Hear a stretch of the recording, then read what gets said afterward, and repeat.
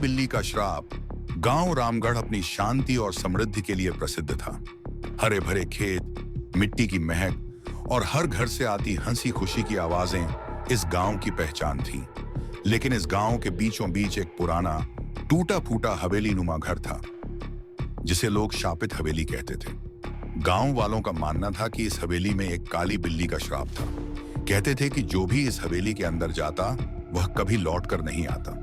बच्चे भी हवेली के आसपास जाने से डरते थे। यह कहानी आज से लगभग 50 साल पहले की थी। गांव में एक साहूकार रघुनाथ रहता था। वह बहुत लालची और निर्दयी था। एक दिन जब वह अपने खेतों का मुआयना करने निकला तो उसे रास्ते में एक काली बिल्ली दिखी। गांव में मान्यता थी कि काली बिल्ली का रास्ता काटना अशुभ होता है, लेकिन रघुनाथ को इन बातों पर विश्वास नहीं था। उसने गुस्से में आकर उस बिल्ली को पत्थर मार दिया। बिल्ली बुरी तरह घायल हो गई और कराहने लगी। तभी एक बूढ़ी औरत वहां आ पहुंची, जिसने काली साड़ी पहनी थी और उसकी आंखें अंगारों की तरह चमक रही थी। वह रघुनाथ की तरफ घूरते हुए बोली, रघुनाथ, तूने मेरी बिल्ली को मारा है। यह कोई साधारण बिल्ली नहीं थी, यह मेरे प्राणों से भी प्रिय थी। आज तूने जो किया का अंजाम तुझे भुगतना पड़ेगा। यह हवेली जहां तू अपने धन को रखता है अब शापित होगी। जो भी इस हवेली में प्रवेश करेगा वह कभी वापस नहीं आएगा। रघुनाथ हंस पड़ा और बोला, बूढ़ी औरत, तेरे श्राप से मेरा कुछ नहीं बिगड़ेगा। लेकिन उसे नहीं पता था कि यह मजाक ही था। उसी रात रघुनाथ की हवेली से अजीब अजीब आवाजें आने लगी। गांव वालों ने देखा कि हवेली के अंदर अंधेरा गहराता जा रहा था। अगले दिन जब रघुनाथ का नौकर उसे बुलाने गया तो वह गायब था। उसकी हवेली में बस एक काली बिल्ली बैठी थी, जो लाल आंखों से गांव वालों को घूर रही थी। धीरे धीरे गांव वालों को समझ आ गया कि बूढ़ी औरत का श्राप सच हो गया था। उसके बाद जिसने भी उस हवेली में कदम रखा वह लौट कर नहीं आया। कुछ ने वहां से अजीब चीखें सुनी, कुछ ने रात में हवेली के आसपास काली बिल्ली को घूमते देखा। सालों बाद गांव में एक वीर युवक अर्जुन आया। उसने श्राप के बारे में सुना और तय किया कि वह इस रहस्य से पर्दा उठाएगा। गांव वालों ने उसे मना किया, लेकिन उसने हिम्मत नहीं हारी। अर्जुन ने रात को हवेली में कदम रखा। अंदर घुसते ही उसे एक ठंडी हवा का झोंका महसूस हुआ।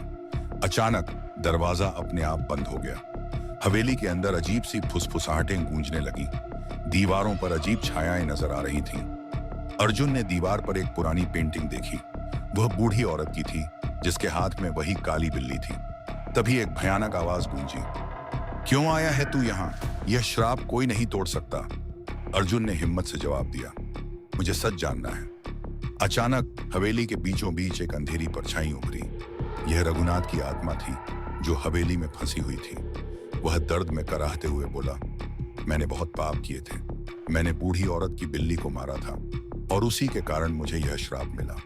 मेरी आत्मा इस हवेली में कैद हो गई। अर्जुन ने पूछा, तो इस श्राप को तोड़ा कैसे जा सकता है? रघुनाथ ने कहा, जब तक कोई मेरी गलती को सुधार नहीं देता यह श्राप बना रहेगा।